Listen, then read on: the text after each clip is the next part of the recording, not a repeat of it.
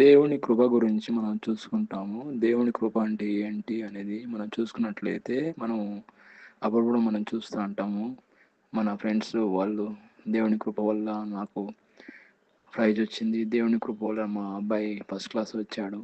దేవుని కృప వల్ల మా అమ్మాయి ఫస్ట్ క్లాస్ వచ్చింది అని అంటాం. అసలు దేవుని కృప అంటే ఏంటనేది మనం చూసుకున్నట్లయితే, మన అర్హత లేకపోయినా దేవుడు ఆయన కృపను బట్టి అర్హత అనుగ్రహించడమే దేవుని కృప.